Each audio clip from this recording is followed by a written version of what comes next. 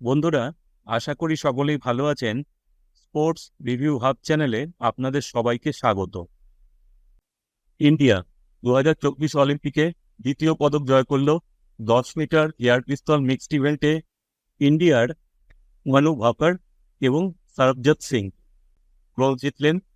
এর আগে Manu Bhaker 10 metre air পিস্তল ইভেন্টের ব্যক্তিগত বিভাগে ব্রোঞ্জ জয় করে ইন্ডিয়াকে প্রথম পদক এনে দিয়েছিলেন। আর আজকের পদক জয় মনু ভাকরকে ইন্ডিয়ার স্পোর্টস ইতিহাসে চিরস্থায়ী জায়গা করে দিল। ইন্ডিয়ার প্রথম মহিলা শুটার হিসাবে তিনি পদক জিতেছিলেন। আর এদিনের মেডেল জয়ের সাথে ইন্ডিয়ার প্রথম মহিলা হিসাবে একই অলিম্পিক থেকে একাধিক মেডেল জয় করলেন। এমনকি স্বাধীন ভারতের প্রথম ক্রীড়াবিদ হিসাবে তিনি একই অলিম্পিক থেকে একাধিক পদক জিতলেন ইন্ডিয়ার হয়ে। এর আগে তৎকালীন ব্রিটিশ ইন্ডিয়ার ক্রীড়াবিদ হিসাবে নরমান পিচার্ড 1900 সালে অলিম্পিকে 200 মিটার এবং 200 মিটার হার্ডেলসে রূপো জিতেছিলেন।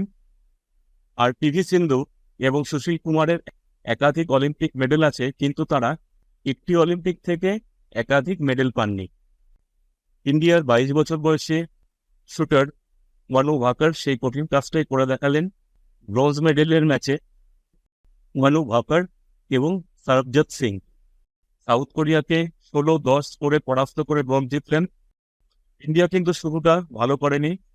প্রথম সিরিজে তারা হেরে যায় এবং 0-2 পিছিয়ে পড়ে, কিন্তু দারুণভাবে ম্যাচে ফিরে এসে পরের 4টি সিরিজ জিতে স্কোর 8-2 করে দেয় ইন্ডিয়ার জুটি। এরপরে সাউথ কোরিয়ার সমান লড়াই করলেও শেষ অবধি ইন্ডিয়া 16-10 করে সাউথ কোরিয়াকে পরাস্ত করে ব্রোঞ্জ মেডেল জয়ী হয়। মনু ভাকরের আরেকটি ইভেন্ট এখনো বাকি আছে, সেটি হলো 25 মিটার এয়ার পিস্তল ইভেন্ট। তিনি যেরকম ফর্মে আছেন, আশা করা যায় তিনি সেই ইভেন্টেও সফল হবেন। আশা করি আজকের ভিডিওটি আপনাদের ভালো লেগেছে।